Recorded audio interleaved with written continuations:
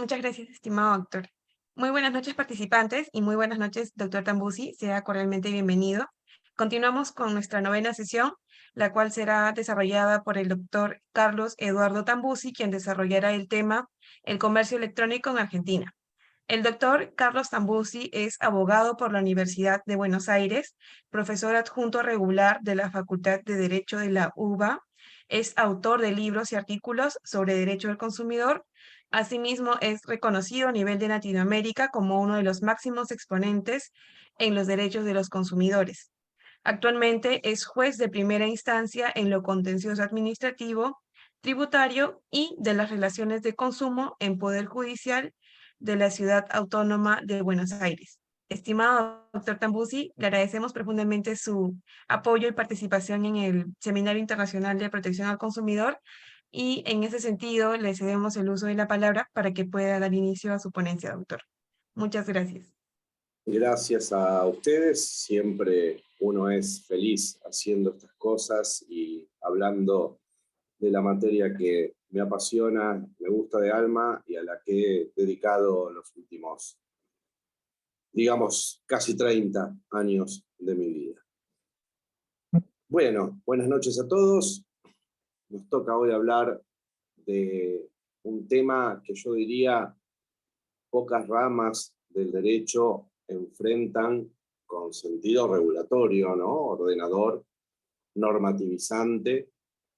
y en el marco de un derecho que es esencialmente concebido como protectorio,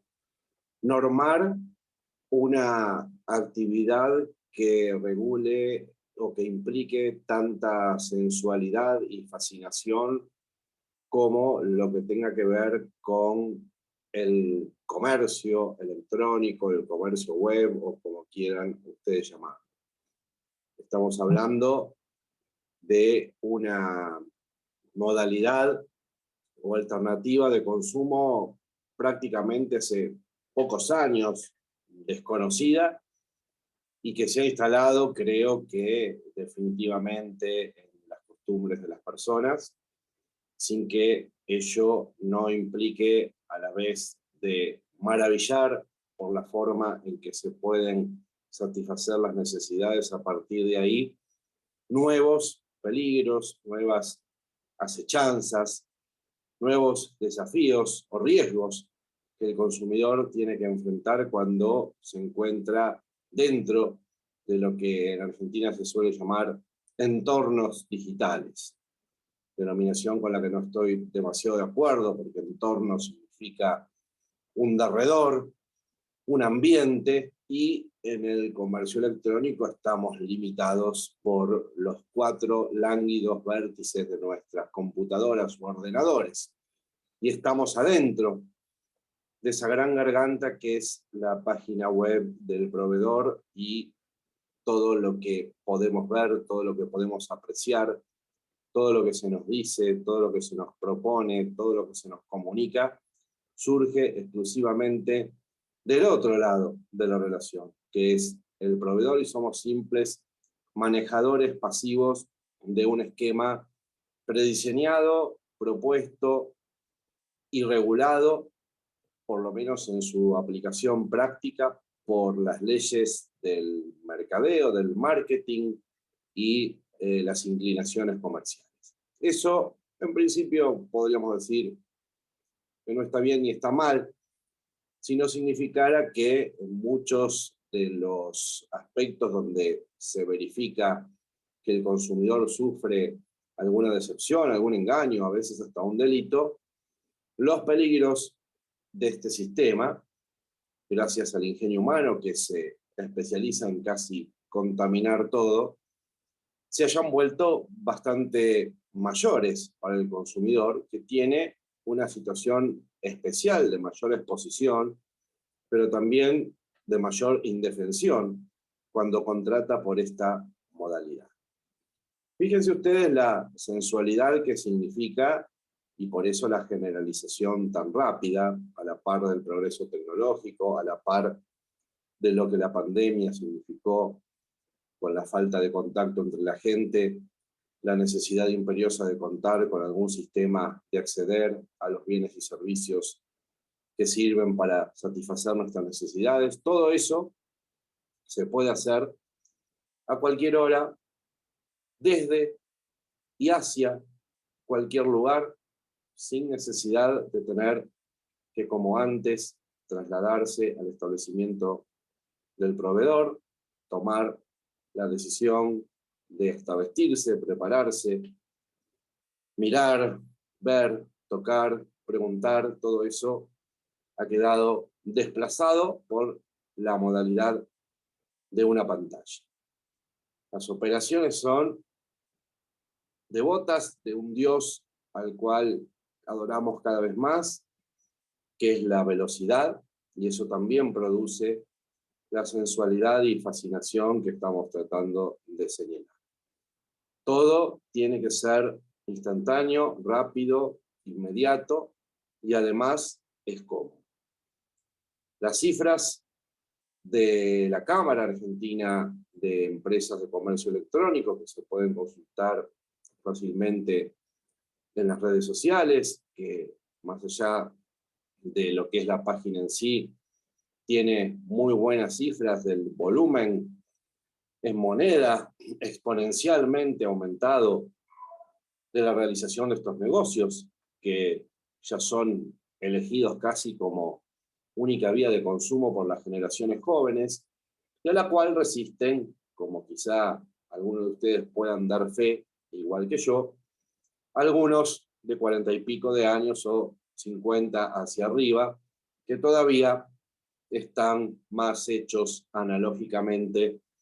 al contacto personal en la negociación o en la tratativa de las cosas, a ver personalmente los productos que estamos comprando y demás. Ventajas e inconvenientes asomándose, presentados con la mayor brevedad y la mayor objetividad posible, tratando de describir con mayor sinceridad cuáles son las aventuras buenas y malas que nos pueden suceder en nuestra excursión en la web para buscar los bienes y servicios que, insisto, necesitamos. Situación que se torna más a veces dramática cuando se trata de cosas de primera necesidad o de necesidades urgentes, pero que aún también toma ribetes complicados en cuanto a los derechos que se ponen en juego cuando estamos tratando de adquirir un bien o un servicio que podíamos considerar secundario, suntuario, por puro gusto, puro placer. Pero el derecho del consumidor, lo que tiene de fascinante es que es tan humano como rama del derecho que no va a ser solamente hincapié en el consumo de determinadas cosas, sino en todos los consumos. Es válido tanto satisfacer las necesidades básicas como darnos un gusto, y de gustos también se nutre esa esencia de la humanidad. A la vez, en esta faceta de comercio electrónico, el derecho del consumidor muestra cómo considera, más allá de indagar en la teoría del contrato, el acto jurídico, ver el consentimiento, ver todas las variantes jurídicas secas de este fenómeno, también va a ver las cuestiones de humanidad. Cuando ingresamos al comercio electrónico somos ignorantes de calidades, cantidades, tersuras, medidas, modos de uso, riesgos del producto o servicio que buscamos, y nos tiene que ser informado. Cuando entramos al comercio electrónico estamos en un espacio donde la decisión de consumo se toma exclusivamente en base a una versión de lo que se nos está ofreciendo. Entonces eso puede traer apresuramientos, eso puede traer errores de cálculo económico acerca de la posibilidad de comprarlo, puede traer consecuencias malas de inseguridades humanas que en la legislación general comparada, y por supuesto también en la Argentina, pueden corregirse mediante el derecho de arrepentimiento. Es decir, que esas dudas, esas incertidumbres, esas exposiciones a engaños o vulnerabilidades son para mí lo que hacen fascinante el derecho del consumidor. Y en este tema que estamos estudiando hoy se exacerban a veces tanto que tuvo que haber dictado normas especiales que contemplen, más allá del plexo, digamos así, genérico de derechos que protege al consumidor, la posición particular del comercio electrónico, que incluyen, ¿por qué no? Y si de humanidad hablamos, y para ya redondear la idea, hasta el valor de trato equitativo y digno, que para el derecho argentino es un valor constitucional, protegido hacia el consumidor, y que tiene que ver, en el caso del comercio electrónico, con aspectos incluso previos a que el cibernauta se inserte en las redes a navegar en busca de lo que necesita o de lo que quiere. En Argentina tenemos, como en todo el mundo, el problema de los no nativos informáticos, los que no tengan familiaridad o afinidad con el sistema y que se han visto enfrentados más allá y con o sin la pandemia a que para muchos de sus consumos habituales la única, repito, la única posibilidad sea obtenerlas o conseguirlas por el comercio electrónico. Esto es un aspecto que genera, en muchos casos, un fenómeno que hay que llamarlo, creo yo, con lo que el castellano claramente define, y esto es la palabra exclusión. Gente que queda fuera o pierde parte de su autonomía porque necesita ayuda para introducirse en estos mecanismos.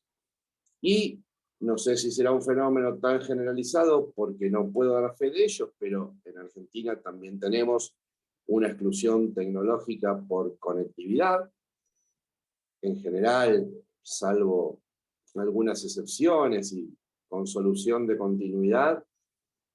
la conectividad suele ser en algunos casos deficiente y cara, y en otros casos, sobre todo en poblaciones alejadas, puede llegar a no existir. Entonces esto genera otro tipo de exclusión que marca el aspecto del derecho humano de acceso al consumo, es decir, aquellos casos que tenemos que estudiar en donde ya no vemos jurídicamente al consumidor interactuando con el proveedor, sea de la forma que sea, sino que lo que estudiamos desde la óptica jurídica es aquellos casos en donde el consumidor ni siquiera puede llegar a tomar contacto con el proveedor porque no tiene los elementos para utilizar el medio desde el punto de vista comunicacional o técnico. Sin embargo, esto parece una rémora quejosa analógica, podríamos decir. Sin embargo, está instalado definitivamente el mundo de usuarios y contraseñas. Y prácticamente forman ellas parte de nuestro universo, y estoy seguro que haciendo una muy cortita introspección a esta hora, deberíamos pensar todos en la necesidad de anotarlas en alguna libreta, papelito o en algún archivo, la distinta cantidad y variedad de contraseña que tenemos para las distintas páginas, para los distintos correos o para las distintas membresías a las cuales estamos adheridos de una manera u otra. ¿Qué tiene, aparte de esta imposición, creo que a veces demasiado cruenta, más allá de sus ventajas del comercio electrónico como único camino, desde la óptica jurídica en común con el consumidor común, digamos también, o particular, que no contrata por esta vía?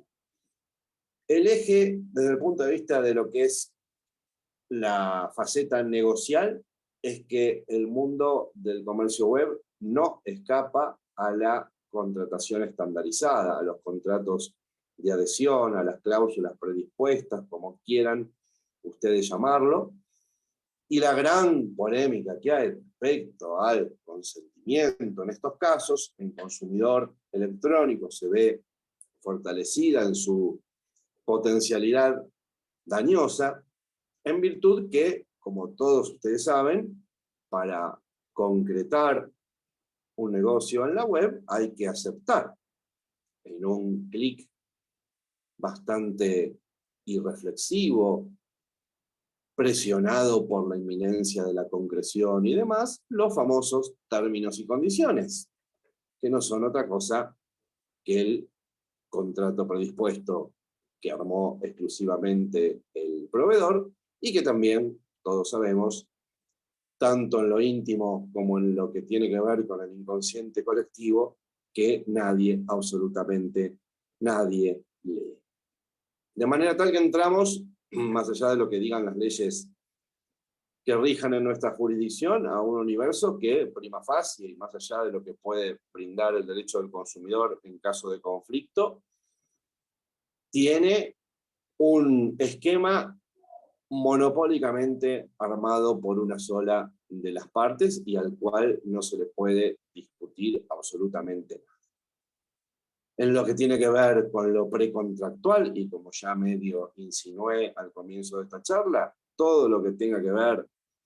con las longitudes, medidas, sensaciones que tengan que ver con el bien que estamos tratando de procurarnos, o todo lo que tenga que ver con las características del servicio que queremos adquirir por la web,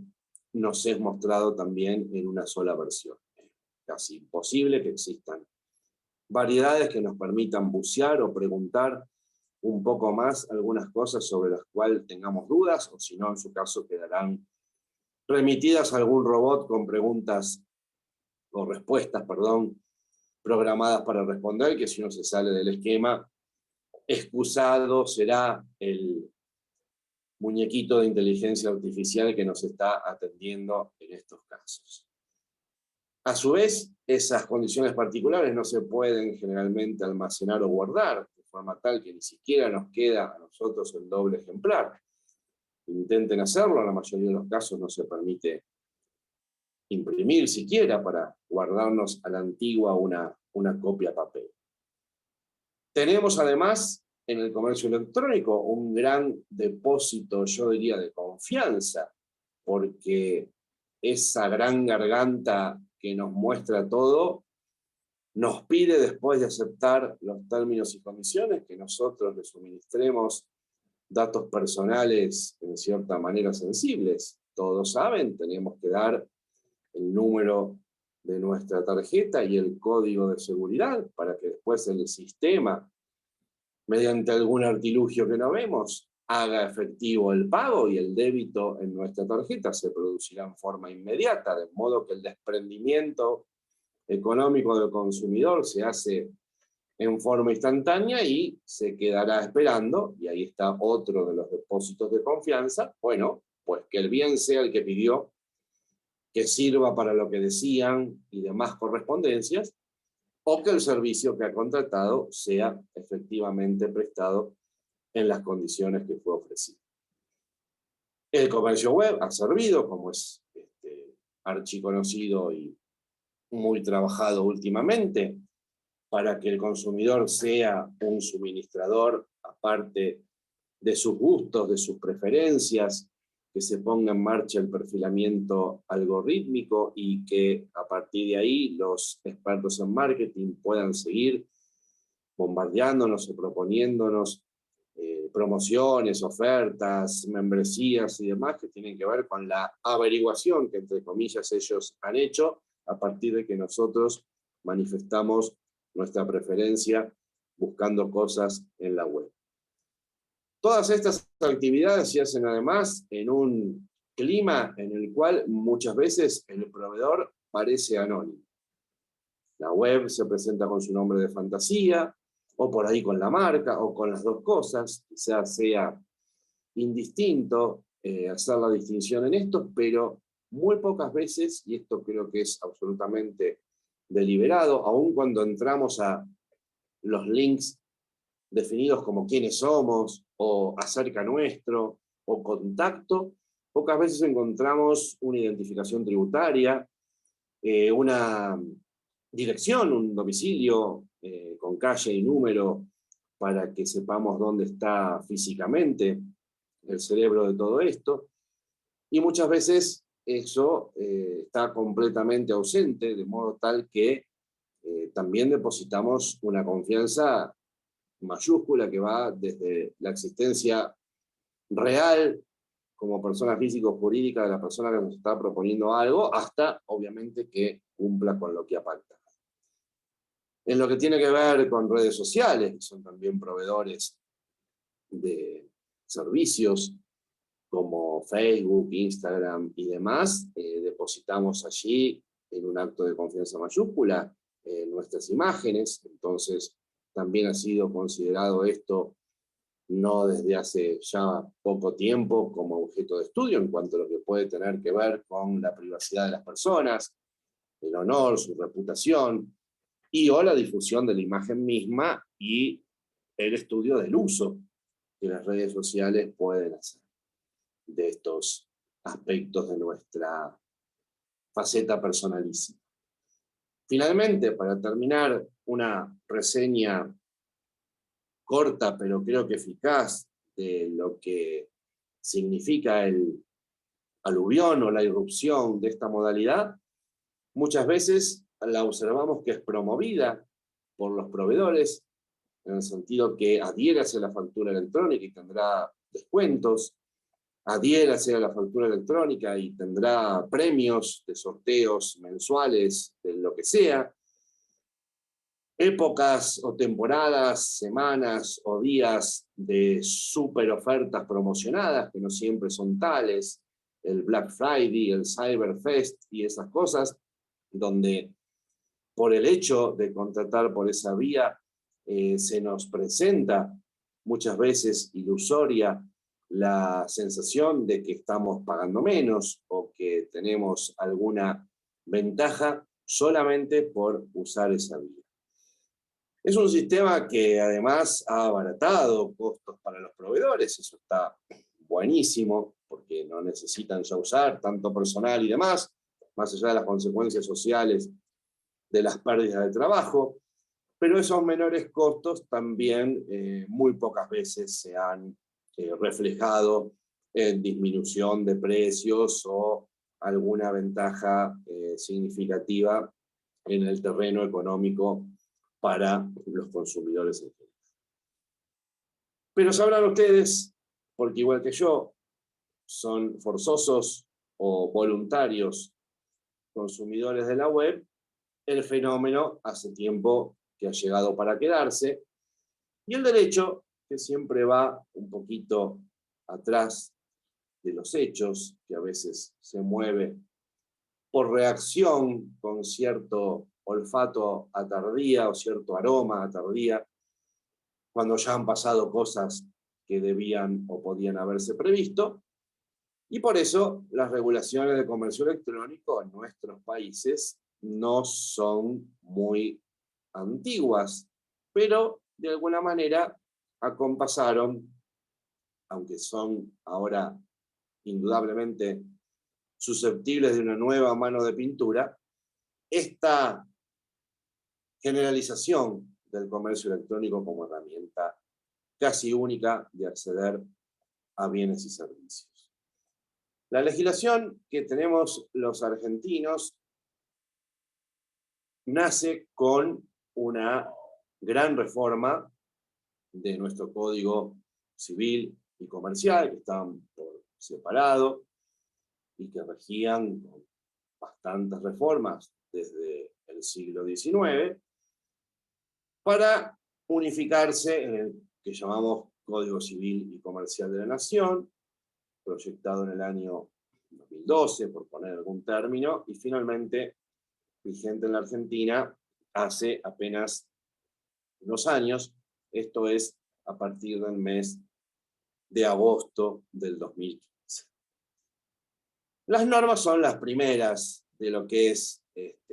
normas generales de carácter legislativo emanadas por el derecho nacional.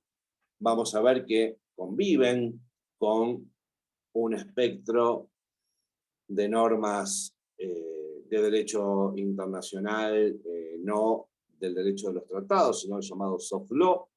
o derecho blando, recomendaciones de organismos internacionales, quiero decir, y sí con un efecto vinculante en virtud de lo que es la naturaleza jurídica de estos tratados, un aceptable y muy loable cúmulo de normas, entendidas como orientaciones generales, que en el caso nuestro, junto a Brasil, Paraguay y Uruguay, provienen del Tratado de Integración del Mercosur, que ustedes saben tiene muchas facetas, pero es esencialmente comercial, e hizo necesaria la cuestión de atender la situación de la normativa de consumidor en los países, tendientes hacia la simetría legislativa, y que ha dictado a través del Comité Técnico número 7, que es el comité permanente que se dedica a la cuestión de los consumos, algunos principios generales interesantes en materia de conceptos de consumidor y proveedor, de consumidores vulnerables, de comercio electrónico también, rotulación de productos y demás, que con la fuerza o la jerarquía superior a las leyes que tiene el Tratado Internacional en el derecho argentino, son de obligatorio seguimiento para jueces, decisores en general, operadores jurídicos, y todos los que intervengan en el mundo del derecho tienen que tenerlos bien presentes. En cuanto al soft law, derecho blando, fundamentalmente nos estamos refiriendo a las muy conocidas directrices de Naciones Unidas, que en el año 2016 tuvieron una actualización, una incorporación de directivas relativas al comercio electrónico por el flujo de las organizaciones de consumidores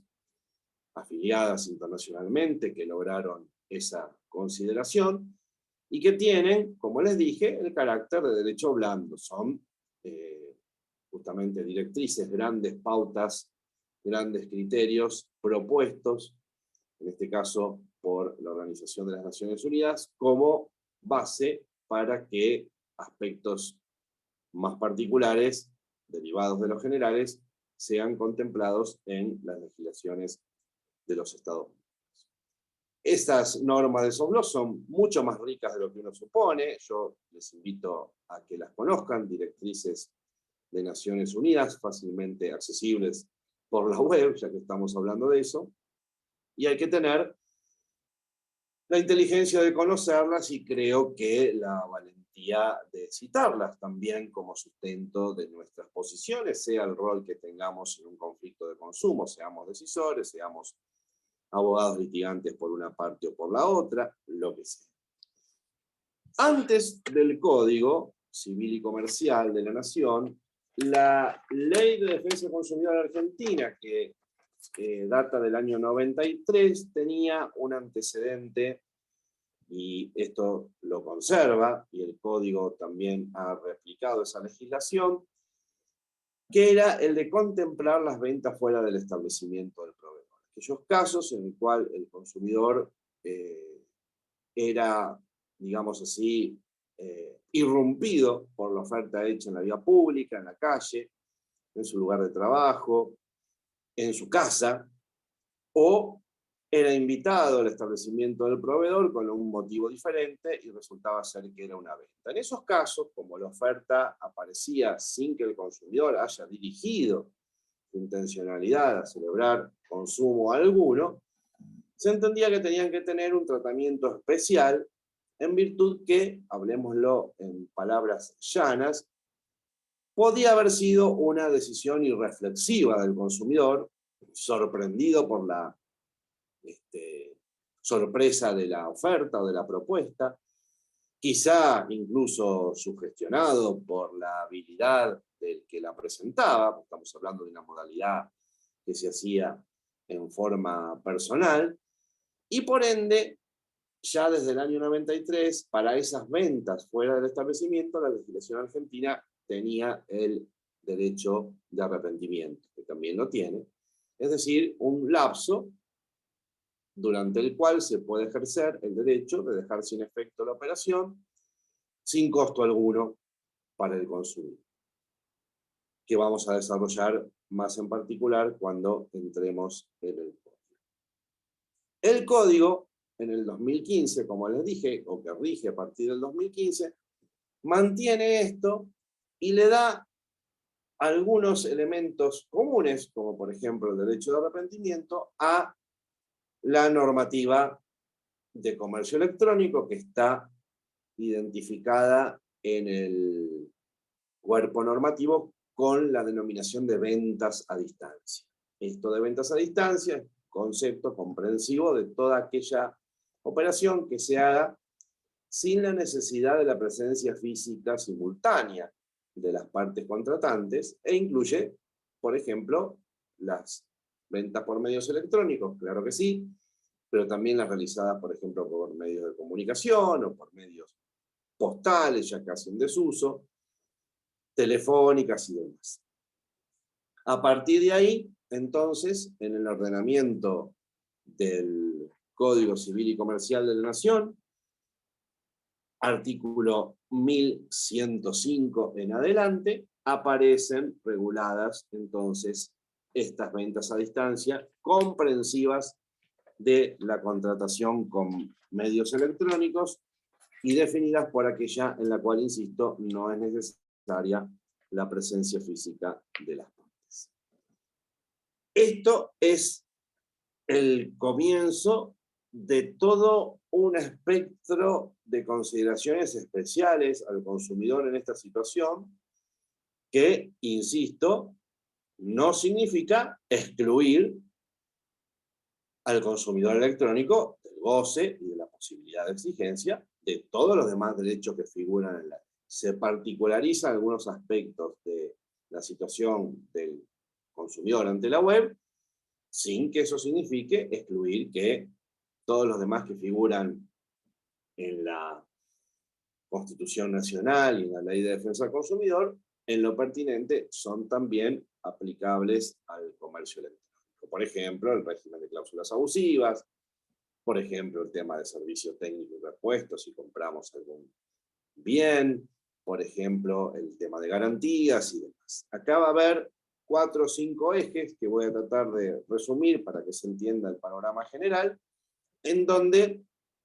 derechos generales toman un cariz distinto en el ámbito del comercio web. El primero de ellos es el derecho a la información. Siempre decimos, el consumidor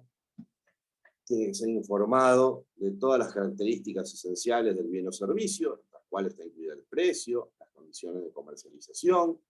todo aquello que el consumidor no sabe y que el consumidor profesional obviamente posee en su acervo de poder, porque la información o el conocimiento es sin duda un factor de poder. El consumidor solo sabe que necesita o quiere el bien o el servicio que anda buscando. Dada la variedad, la vastedad infinita de bienes y servicios, es imposible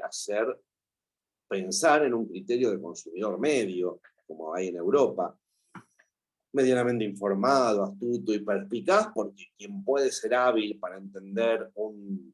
resumen de una tarjeta de crédito puede ser bastante lento para entender otras cosas. Quien sea un hábil informático por ahí no sabe distinguir algunos aspectos técnicos de otro tipo de bienes y demás. Así que ese concepto de consumidor medio en la Argentina propugnamos que sea desechado y tomemos siempre al consumidor en general y al consumidor particular en la web como alguien sujeto a riesgos, peligros, pero fundamentalmente que en el punto que estamos analizando deba ser informado de todo aquello que necesita o pida para tomar una decisión de consumo consciente, razonada, conforme a sus necesidades, a sus posibilidades y demás. El código aumenta entonces, agrava el derecho de información en comercio electrónico, que ya en la ley dice que tiene que ser veraz, detallada, suficiente, en idioma nacional y demás, agregando que el proveedor que utiliza la web para comercializar tiene la obligación de informar al consumidor el contenido mínimo del contrato, la facultad de revocar, todos los datos necesarios para utilizar correctamente el medio elegido comprender los riesgos del medio elegido y tener absolutamente claro quién los asume. Esto es casi textual lo que le estoy diciendo. Hay varios puntos acá para señalar.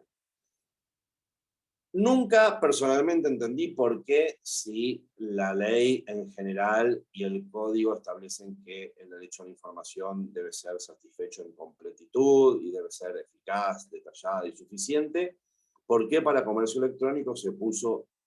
el contenido mínimo del contrato? Acá pareciera un descenso del estándar que, por supuesto, preocupa en cierto punto por la oportunidad perdida de regular mejor, pero que deja un poquito de preocuparnos cuando sabemos que en consumo se aplica el principio de la norma más favorable, esto sería la protección más amplia, así que haya tenido este desliz el artículo que habla de información en medios electrónicos, no significa que esté autorizándose un descenso en los niveles o en la prolijidad de la información de. En cuanto a la cuestión de comprender los riesgos del uso del comercio electrónico y tener absolutamente claro quién los asume, divido en dos el comentario. Primero, el castellano es claro, la cita que dije es textual, absolutamente claro, algo absoluto no merece ninguna relatividad ni ninguna variante, así que esto explica claramente el sentido de rigorizar la información en torno a los riesgos, y por otro lado, el segundo aspecto es que la realidad muestra que esta previsión de agravamiento del deber de información en cabeza del proveedor pasa como las leyes de Castilla, se acata pero no se cumple. Desafiamos en cursos de grado o en charlas que damos a entrar a los sitios web y dado que esta información debe ser suministrada ni bien ingresa el consumidor, y por supuesto antes de prestar el consentimiento y concretar la operación, examinen si en los sitios esto se cumple, y yo les diría que en la absoluta mayoría de los casos la ausencia del acabado cumplimiento de este deber legal es completa. Idem, lo mismo con respecto a informarle al consumidor que si contrata por la web tiene el derecho a arrepentirse. Generalmente están las condiciones generales que se aprueban con un clic. Generalmente no está explicado en un español desarrollado, sino que aparece alguna referencia a los artículos de la ley que contemplan el derecho a revocación o del código. Y si ya hemos dicho que nadie lee las condiciones generales en lo global, imagínense si alguien va a suspender los pases de pantalla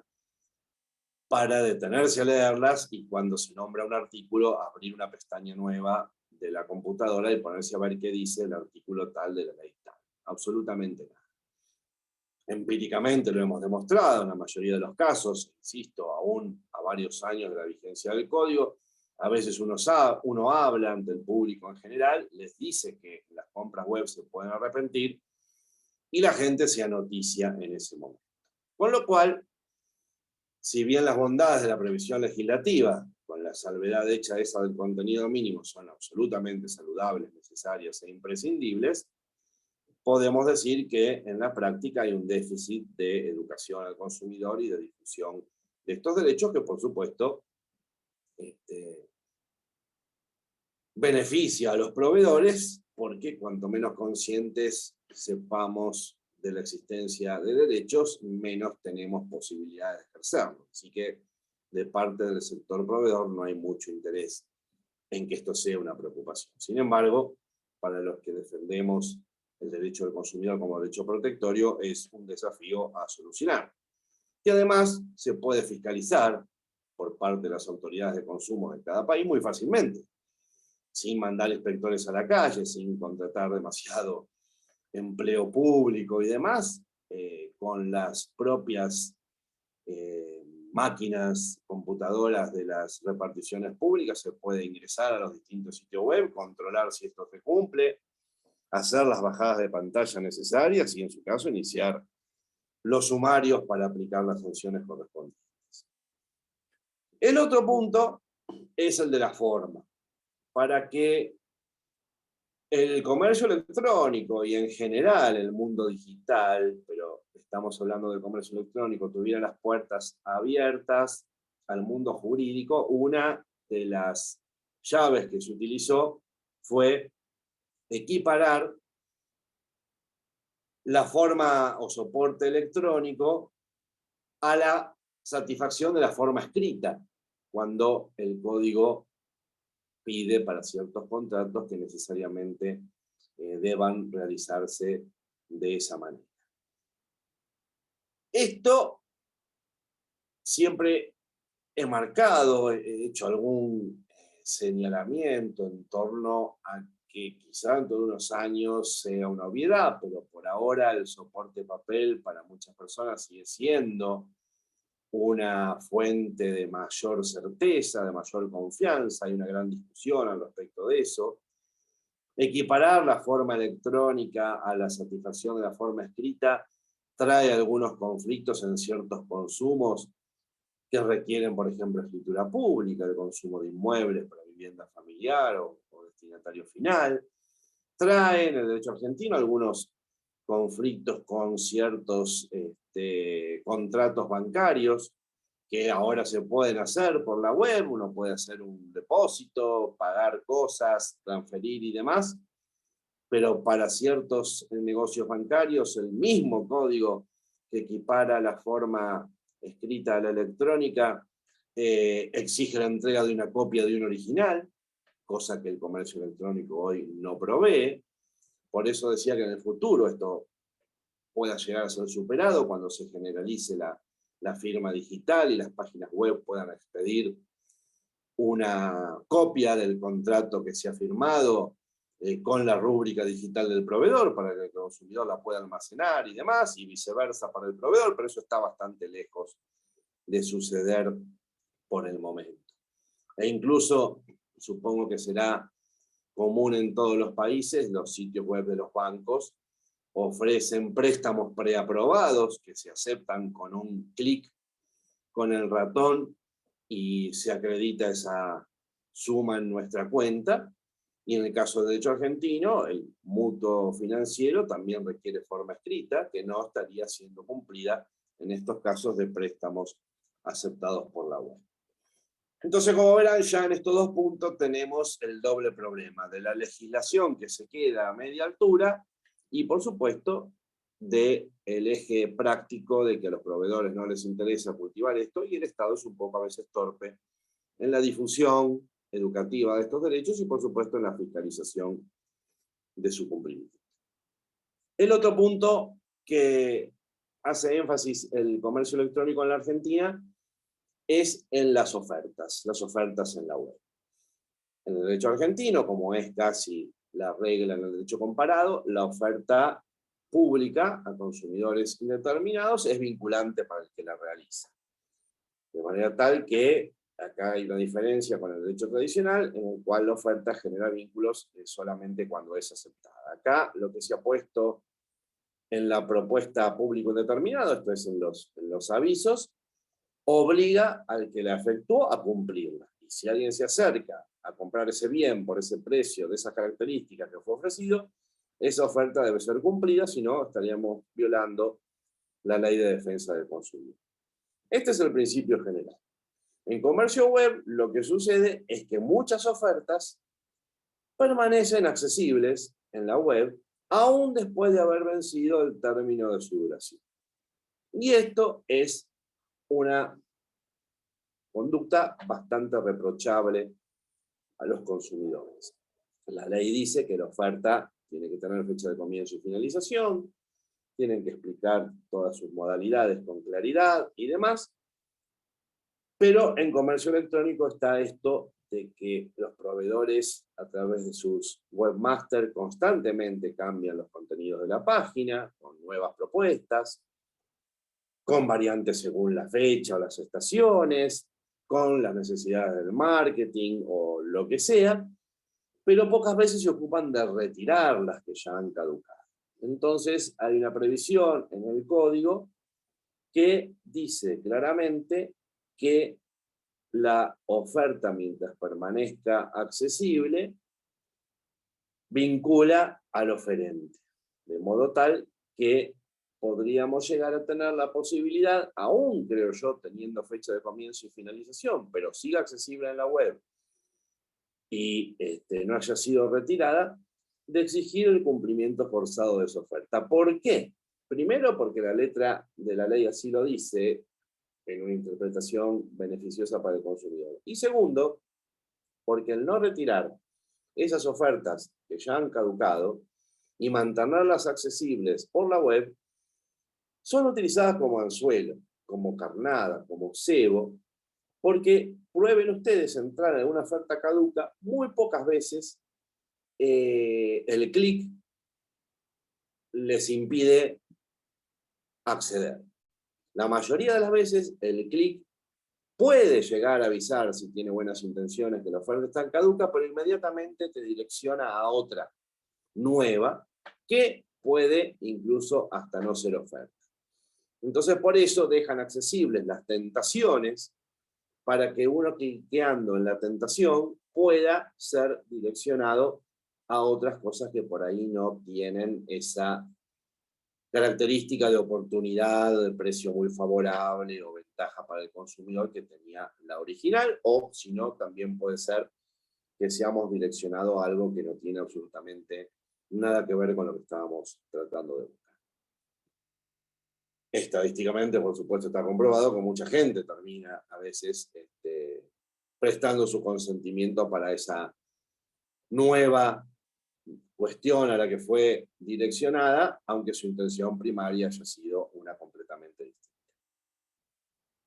El otro punto es el tema del derecho a la revocación o al arrepentimiento. En este caso, basado en que no es una sorpresa, como en la venta en vía pública para el consumidor, que la oferta aparezca en su vida, el consumidor prende, enciende la computadora y se dispone a contratar, pero lo que hay que proteger en estos casos es que justamente el consumidor en el comercio web no tiene la posibilidad de comparar esa oferta con otras, salvo que tenga varias pestañas simultáneamente abiertas.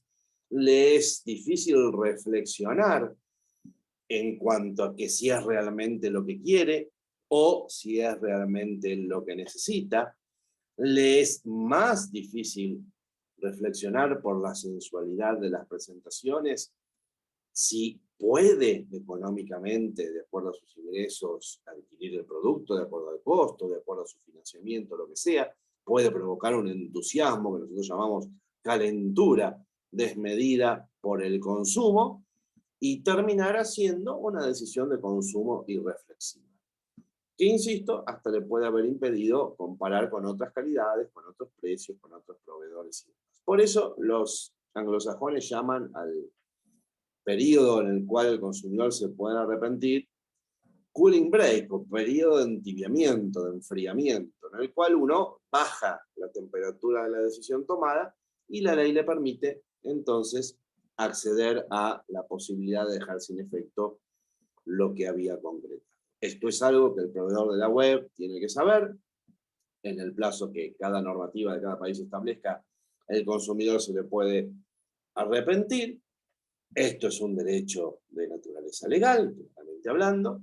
y entonces tiene que ser respetado y tiene que armar sus previsiones comerciales sobre el manejo de los pagos, sin disponer plenamente de eso hasta que hayan pasado los 10 días, en el caso argentino, que es el tiempo en el cual el consumidor se puede arrepentir. Esto va en la ley, que se presume conocida. El proveedor es un profesional del comercio, tiene que adecuar su estructura a las exigencias legales de este derecho. En nuestro derecho, en otros países es más amplio, tiene ese plazo que les dije, son 10 días corridos,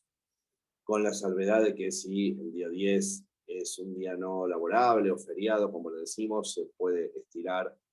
al día siguiente. No necesitamos para ejercerlo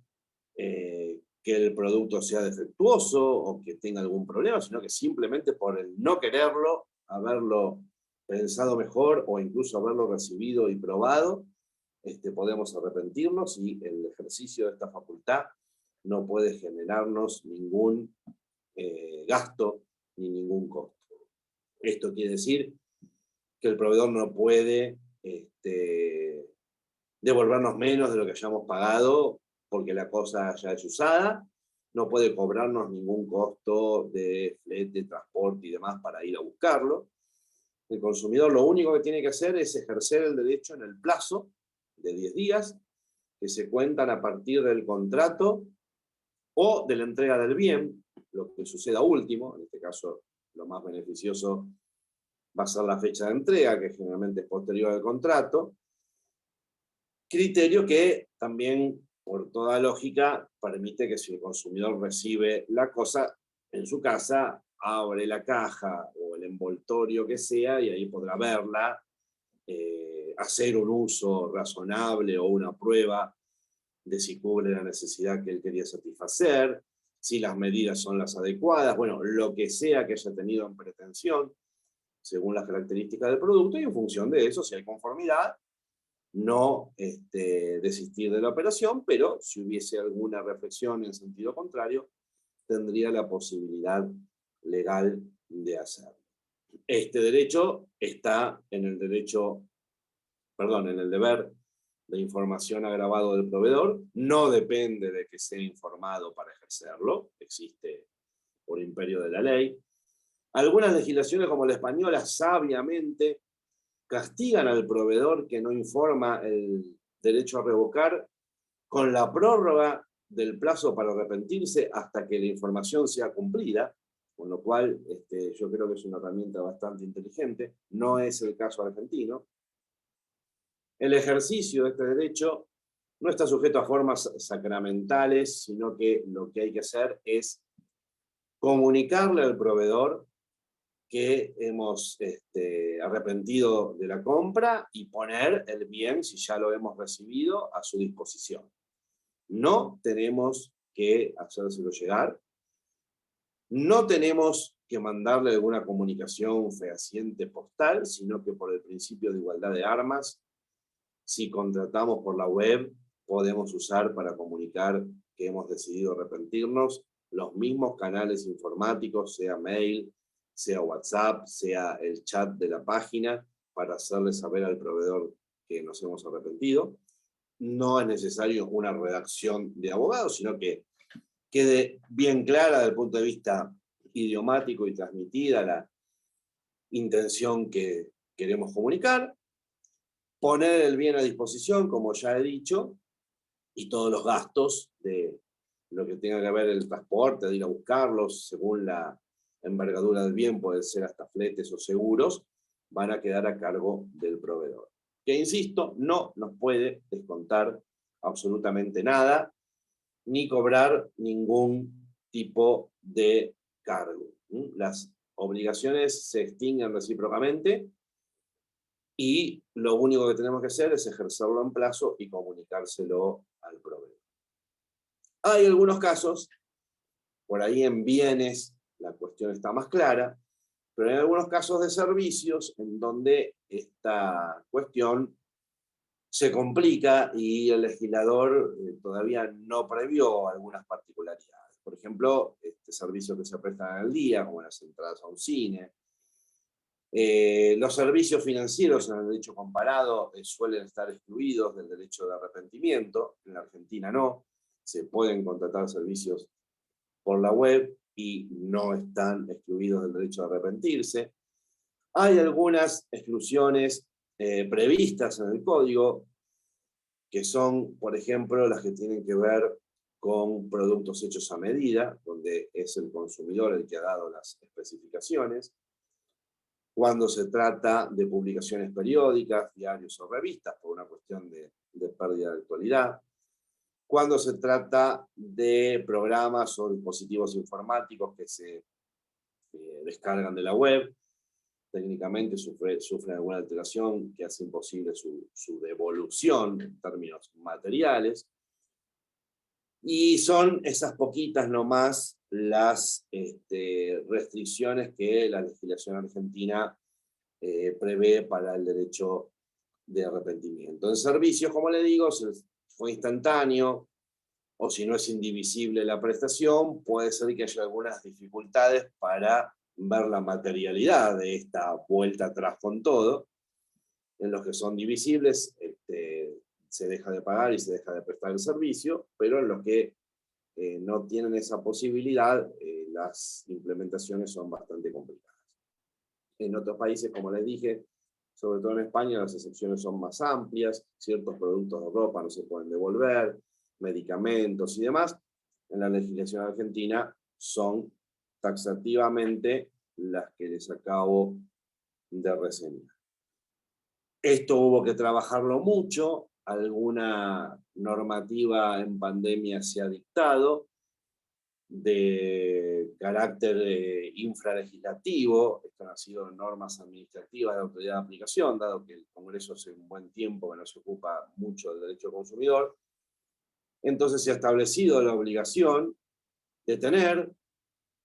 como acceso directo, bien visible, destacado, y sin necesidad de entrar a otros links, bien claro un botón, así lo llamamos, de arrepentimiento, donde el consumidor directamente cliqueando ahí cumpla con esa formalidad de hacer saber al proveedor que ha ejercido este derecho. Esto es obligatorio no para todos los negocios web, primero hubo una resolución que lo aplicaba a algunos, después esto se extendió, supongo tenderá a generalizarse, y es una norma administrativa que ha sido muy acertada y que espero que algún día tenga, por supuesto, consagración legislativa y así tenga un rango más fuerte en lo que es la jerarquía normativa a la hora de brindar protección. Finalmente, el código, como sabemos todos, el comercio electrónico es muy transnacional, establece que la jurisdicción y la ley aplicable a las cuestiones que se generan en el comercio web tienen que ver con el lugar donde el contrato se cumple. Es decir, que generalmente es aquel que el consumidor vive o haya decidido que se le entregue la cosa, cuestión que puede tener un cariz diferente cuando se trata de la prestación de un servicio. Esa norma que está dentro del comercio electrónico se conjuga con las normas sobre competencia que establece el Código Civil y Comercial más adelante, en los artículos 2654 y 2655, que establece que en los contratos de consumo internacionales la normativa aplicable es la del estado del domicilio del consumidor. Sujeto esto a algunas condiciones, por ejemplo, que la oferta o la publicidad se haya hecho en el país del consumidor, por ejemplo, que el bien haya sido recibido en el estado donde el consumidor se domicilia, y otras cuestiones más. Pero lo cierto es que por más que la jurisdicción sea determinada, el gran problema, en el caso argentino, por ejemplo, de que la ley imponga de alguna manera que el consumidor pueda demandar desde la Argentina, el gran problema es notificar la demanda, tramitar el juicio y eventualmente ejecutar su cumplimiento cuando el proveedor está totalmente arraigado en el extranjero. Casi una situación de indefensión total para el consumidor por las peripecias, las lentitudes que esto implica y significa, y estamos ahora, un gran sector de la doctrina, bueno, abogando porque el derecho internacional privado dé una respuesta a esto, y así como ha centrado la preocupación, esta especialidad en regular tantas cosas, los países se pongan de acuerdo en los dos grandes temas que involucran al comercio electrónico transnacional. Jurisdicción efectiva, cierta, que el consumidor transnacional pueda reclamar aún cuando el proveedor no tenga ni siquiera representación o sucursal en su país, punto 1, y punto 2, ley aplicable. para que esto tenga una clarificación desde el punto de vista del derecho internacional privado y la protección y la seguridad jurídica se extienda al consumidor del planeta en general. Este es el panorama de la normativa en Argentina, lo que me comprometí a narrar en esta charla, espero que haya quedado claro. La problemática hoy está en torno a lo que son las plataformas de venta, los mercados libres y Amazon y esas cosas, más las plataformas generales que puedan existir o particulares en los distintos países. Sin duda cumplen un rol de intermediarios, son parte de la cadena de valor de un producto, lucran con ese servicio que prestan y tienen responsabilidad por la licitud y la concreción de las transacciones que por ellas se realizan. Y el otro gran tema del comercio electrónico, tristemente, es el fraude bancario o el hackeo, la invasión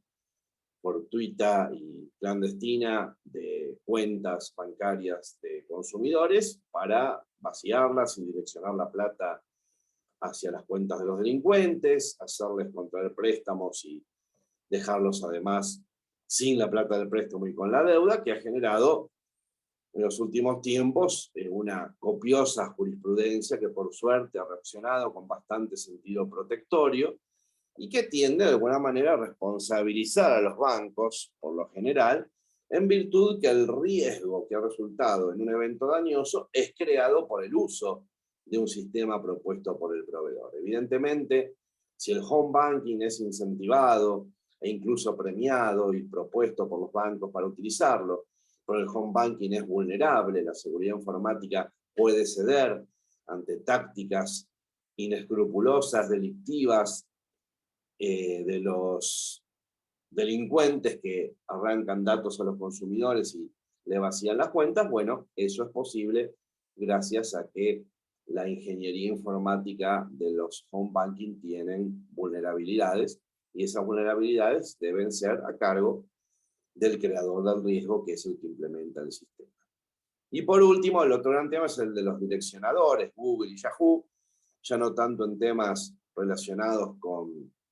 el comercio, sino con lo que es el honor o la reputación de las personas y a dónde se direccionan URLs que tienen que ver con personas determinadas, a sitios en los cuales se los involucran cosas o se difunden sus imágenes y demás, que también está generando alguna jurisprudencia vacilante, contradictoria y medio a veces timorata en la protección, porque es una jurisprudencia que tiene que enfrentar intereses de empresas poderosísimas, como son los direccionadores, solo nombré a los dos más famosos, y que necesita, creo yo, también a nivel argentino, una respuesta legislativa urgente. En conclusión, el panorama argentino es saludable en cuanto que ha acompañado el fenómeno de la irrupción del comercio electrónico sin dilaciones preocupantes. De todos modos, cada vez es tarde más temprano, entonces ya necesita una actualización en muchos tópicos y muchas precisiones legislativas de aspectos particulares que han ido surgiendo en la práctica y que es necesario contemplar. Necesita fiscalización del Estado, necesita garantías de acceso a la justicia y justicia especializada para estos reclamos, no solamente electrónicos, sino de los consumidores en general. Necesita educación para el consumidor, necesita, ¿por qué no?, en los proveedores hacer honor a ese concepto que es la responsabilidad social empresaria, entender que el buen propósito de realizar profesionalmente una actividad que dé de comer, que sea lucrativa y que satisfaga necesidades de familias, no es lo que se está criticando en el derecho del consumidor, sino que con fundamento en ese ejercicio se vulneren derechos de otras personas, entre ellos muchas veces la dignidad humana. Por lo tanto, en este mundo de contraseñas, hago mío el llamado que cuando empezó la pandemia en el 2020 hizo International Consumer, diciendo que eran necesarios mercados digitales más justos. Eso es una tarea que nos compromete a todos, nosotros para exigirlo, en el Estado para vigilarlo, en los proveedores para internalizarlo, y para todas esas acciones que son plenamente humanas, que tienen que ver con un entendimiento, un razonamiento y un encarnar de lo que es el deber ser, no se necesita bajar ninguna aplicación. Así que muchísimas gracias por haberme escuchado y no sé si tienen previsto hacer algunas preguntas, no tengo mucho más tiempo, pero un ratito si la organización lo quiere, estamos a disposición. Sí, doctor, muchísimas gracias. Le comento de manera breve, aquí tenemos algunas preguntas. La primera dice lo siguiente. Doctor Tambusi, ¿hay alguna entidad del Estado que fiscalice el cumplimiento de dichas directrices por parte de las empresas de e-commerce? Si se refiere a las directrices de las Naciones Unidas, como dije en la explicación, la vigilancia del cumplimiento no es imperativa porque no es derecho aplicable, vinculante, como si fuese un tratado internacional. Son recomendaciones. Entonces, por eso dije que los operadores jurídicos en el derecho interno tienen que tener la valentía de conocerla y de invocarlas en sus decisiones como un fundamento válido, pero no necesariamente el principal. En lo que hace a las directrices en sí, constantemente se están revisando a través de un comité de expertos la vigencia, la aplicación y la efectividad de las directrices en todos los países. Y Naciones Unidas hace un cierto relevamiento de esto y en función de eso vuelve a hacer a veces las advertencias necesarias, las recomendaciones particulares, publica esos informes, entonces hay como una suerte de conocimiento por parte de la comunidad internacional de en qué grado se respetan las recomendaciones del organismo internacional, pero hasta ahí. Son directrices, la palabra lo dice, orientativas de lo que debe ser el gran trazo general de la legislación que deban consagrar los países, o, como dije, los tratados internacionales, que sí son, obviamente, vinculantes y obligan con toda su plenitud jurídica a los estados. Muchas gracias, doctor. Le comento la penúltima pregunta. Dice, ¿la facultad de retractación solo se aplica para bienes? No, para servicios también, con lo que expliqué también durante la charla. Hay algunos servicios que si fueron de ejecución instantánea, ya fue cumplido, ya lo aboné, no puede haber materialmente arrepentimiento. Otros servicios que pueden no ser divisibles también pueden traer alguna dificultad de implementación. Los que son divisibles, como les dije, si uno se arrepiente dentro de los 10 días, bueno, lo prestado, y lo que sigue a partir del arrepentimiento debería ser devuelto lo pagado si se adelantó y se deja de prestar el servicio, se extinguen las obligaciones del sistema. Pero no está distinguido en bienes o servicios, es para el consumidor electrónico de lo que sea, siempre y cuando sea consumidor, ¿no? Destinatario final. Muchas gracias, doctor. Le comento la tercera y final pregunta. Muy ¿Cuál bien. es su opinión respecto al arbitraje de consumo? Bueno, en Argentina es el que yo conozco, sé que en otros países está mucho más desarrollado. Lamentablemente no ha aprendido en la comunidad jurídica cómo visualizarlo como un mecanismo generalizado de solución de conflictos. Nosotros tenemos un sistema de adhesión voluntaria, se han adherido varias empresas e incluso importantes, algunas con modalidades, no para todos los servicios, no para todas las zonas y demás, pero la gente en general no los conoce. Hay un solo tribunal arbitral en la ciudad de Buenos Aires, entonces el resto del país le queda muy lejos para plantear sus casos ahí. Ha sufrido, en el buen sentido de sufrir, en la gestión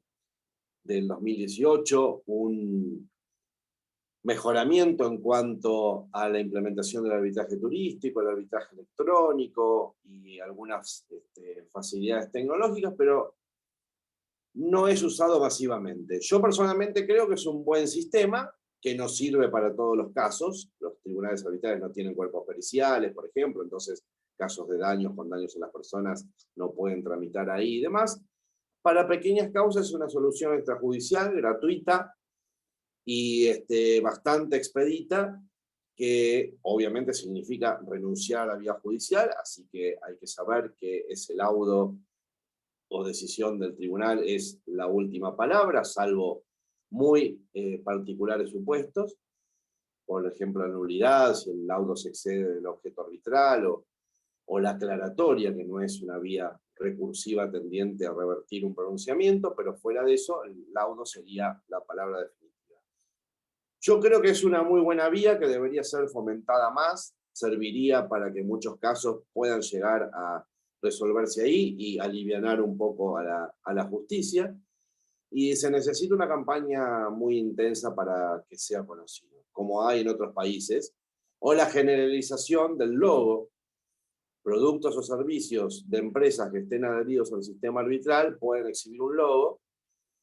que otorga la autoridad de aplicación, con la cual el que compra ese servicio o compra ese bien sabe que cualquier litigio que tenga, esa empresa está adherida al sistema arbitral y tiene, a su elección, por supuesto, porque no es obligatorio,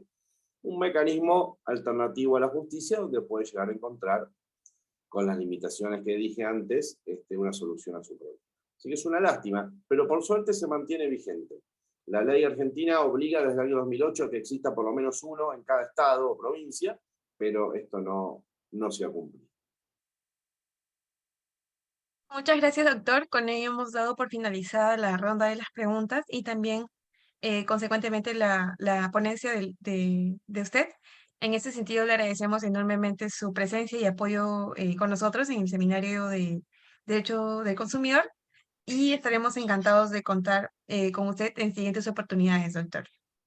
El agradecido soy yo, así que, como no, quedamos en contacto y muchas gracias a todos por escuchar. Un saludo, que estén Muchas bien. gracias, doctor. Que tenga una excelente semana. Buenas noches. Adiós. Buenas noches, doctor, y buenas noches, estimados participantes. Con ello hemos dado por finalizada la sesión novena